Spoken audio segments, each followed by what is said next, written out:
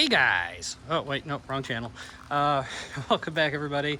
We got another BMW in the house. From our last video, we got rid of the red convertible, sold that on. So that's off to its new owner. Now, I don't actually own this one. This is just one that I'm going to take a look at for a friend, see if I can figure out what's going on with it. This is a 2006 330xi of the E90 variety. She has seen better days. So we're gonna get a look at this. He thought it had some engine trouble. Obviously we got some Bluetooth window going on here. We'll have to figure that out. It's probably just a window regulator. Pretty common on most older BMWs, they go bad. But it also could be a switch, so we want to just make sure that we're not throwing a window regulator at it when it's just a switch. Virtually the same color as my E46. She got some decent tires on it. There's scratches and key marks and cracked windshield. She's been ridden pretty hard and put away wet. So no plates, of course. So that's why we're not out in our usual spot doing our walk around. Just figured to do it here in the drive. Let's see. So interior. It's actually a pretty nice shape. Really no big issues inside. And a little crack here. Let's see, our cup holder 1 works. Does cup holder 2 work? Nope, of course not. That's pretty typical on these cars. It is not a double hump.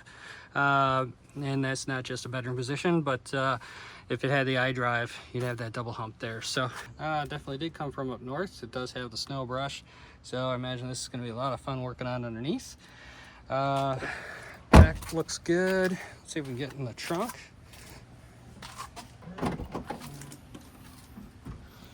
All right, so we have the battery cover off, so must have killed the battery once or twice, but looks like the bits here. Oh, that's the ski pass-through. Yeah, if this was a northern vehicle, probably would have the cold weather package with the ski pass. Let's see, 1 tool is there, that's it. But no other surprises. And nothing down here. Just getting a little access panel. So he brought it here thinking it had an engine problem, and it does make some noise, but I think it's more of an accessory that's making some noise. So let's fire her up.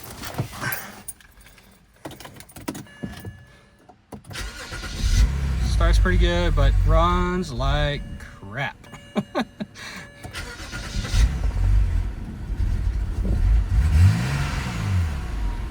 That's me giving it throttle. And we got the old Christmas tree. Tons of stuff. Airbag lights, engine light, seatbelt light, tire light, brake light, whatever that. Oh, the SOS is not working. Airbags. Lots of stuff. But she smoothed out finally. It's such a nice, silky, smooth engine. So we've got 140K on the clock. Let's see, the last oil change sticker is 131,000 was due 4 years ago.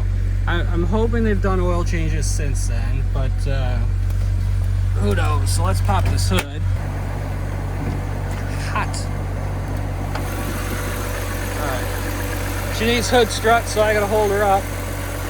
It's actually quiet right now.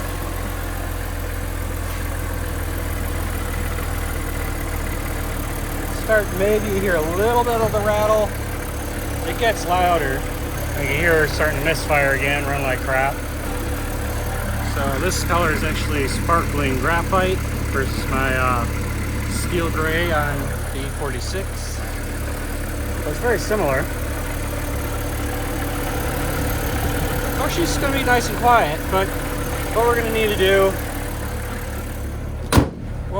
do to rule out that it's an accessory, we'll pop the belts off, start her up, let her idle. We'll also feel each pulley, see if there's play in them.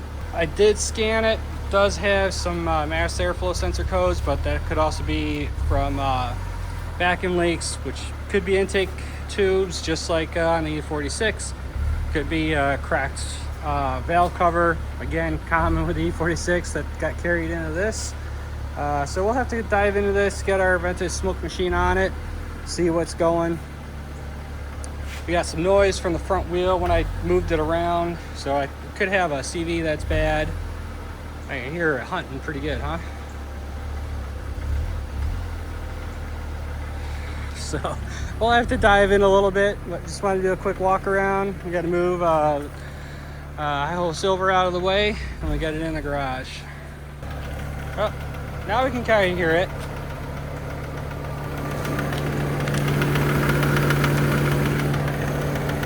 Hear that little rattle. All right, we got her up in the air, all 4 tires off. Let's start in the back here. So that's not a great sign. It's probably brake pad wear sensor. Yeah, because the ABS sensor's down here and that's plugged in. So this needs a brake pad wear sensor. Those are dirt cheap. Pads themselves, not great. Basically nothing left of the inner pad. So rear pads and rotors. That one's pretty spanked too. SS Titanic rotors. And definitely tell this is a northern vehicle. You see all the surface rust on everything. So yeah, this is gonna be fun. Brake hoses look okay. All these bushings, they probably all need to be redone, but I don't think that's gonna be a huge focus for this person. Pads on the right front, not too bad. That one's actually pretty good.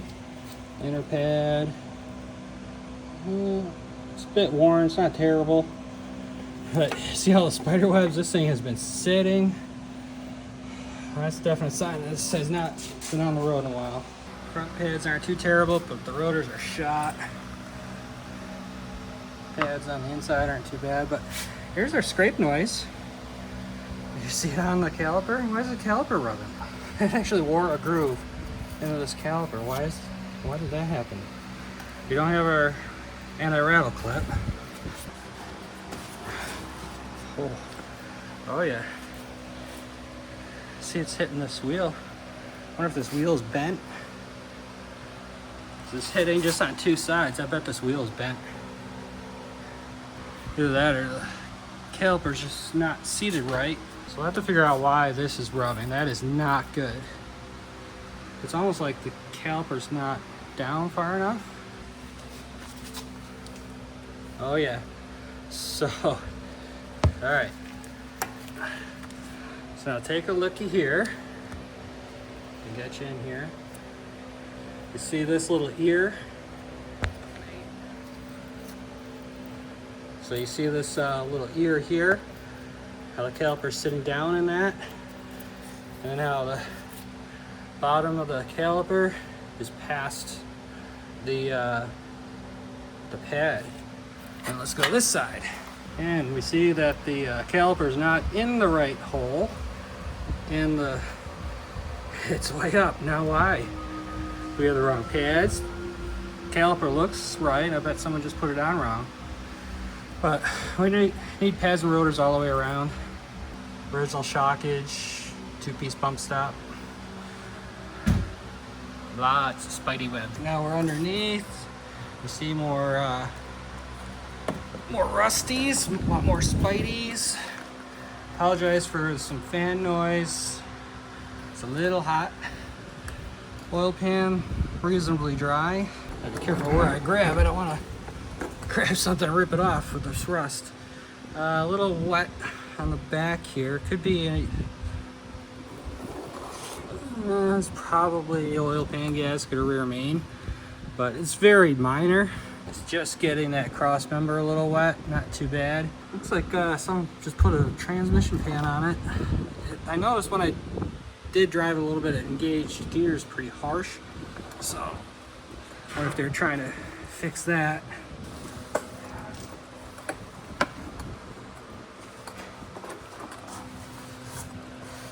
Rest of the way back, looking pretty good.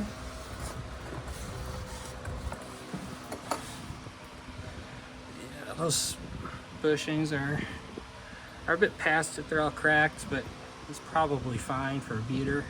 CV boots are in good shape. On this side as well, CV boots are in good shape. More spidey webs, more rust. Ugh, I hope I never have to touch those lines. That's nasty. That's just going to be a whole heap of trouble. Flex just has some minor cracking, not too bad. Diff bushings, said it probably needs someone to really put all new rubbers in it.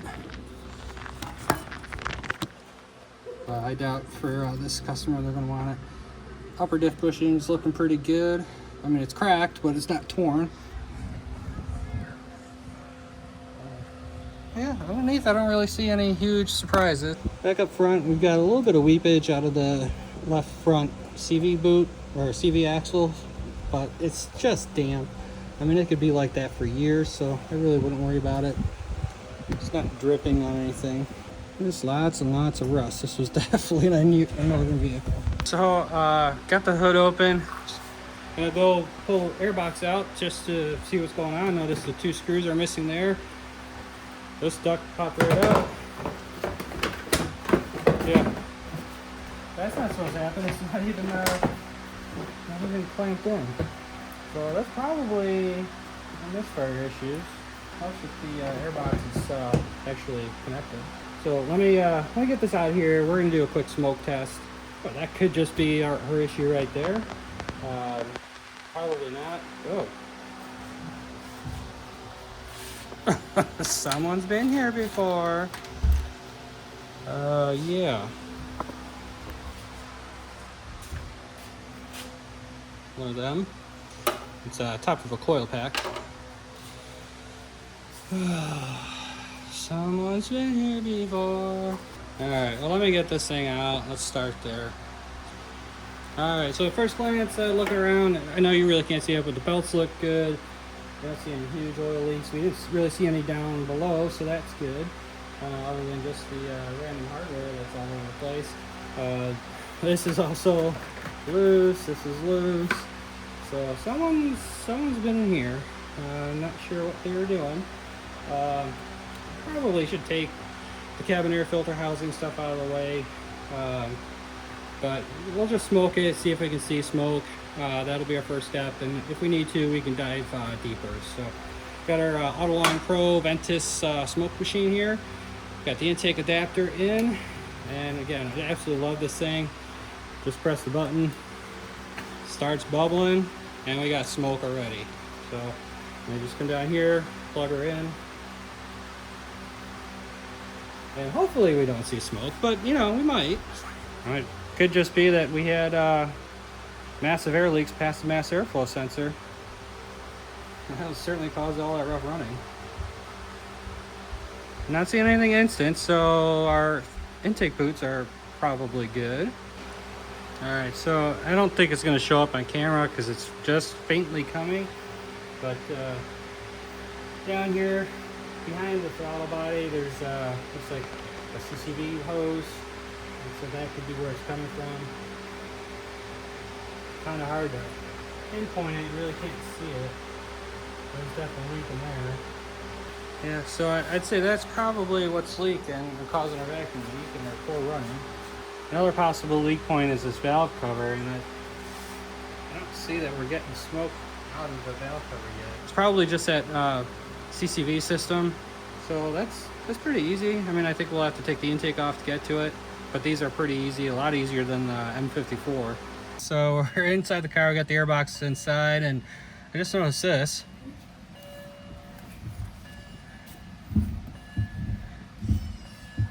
Not really sure what that noise is,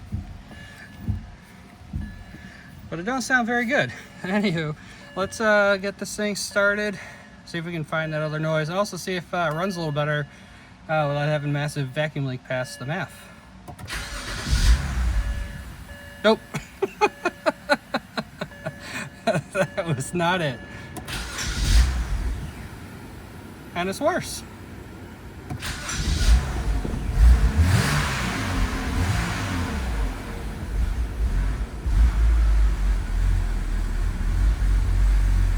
She is all sorts of pissed off. Alright, now she's finally gonna hold it idle, I think. Let's go see if we can hear that noise again.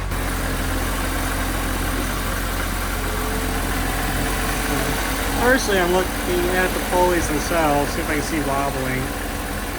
Belt's tracking pretty true.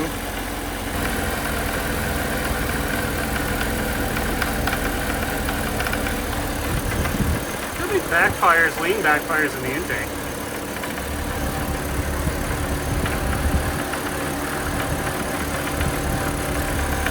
a loose spark plug. It definitely doesn't sound like accessory drive. He's really not happy now.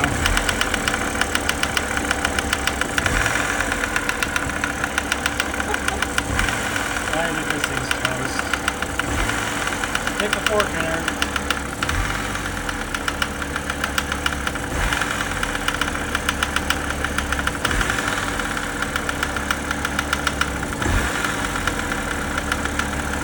Well guys, I think this is where we call this one done. Stick a fork in her. Yesterday I did what I should have done from the get-go, hearing that noise, and actually check the oil. I pulled out the oil filter. Well, the filter looked fine. The housing had a whole bunch of glitter in it. So we definitely got engine problems. I talked to the owner, and yeah, we're just gonna call it quits on this. It's just too much going on for it. It's not worth putting a motor in. How bad the body's all scratched up. Underneath is all rusty and gross. And the myriad of other things that need to go on. It just isn't worth putting a motor in this thing, at least not for us. I mean, maybe someone will buy it, put a motor in it, who knows? But it's not gonna be me. So I'm gonna call this one quit here, guys. Appreciate y'all watching. And make sure to like, share, subscribe, and we'll see you in the next one.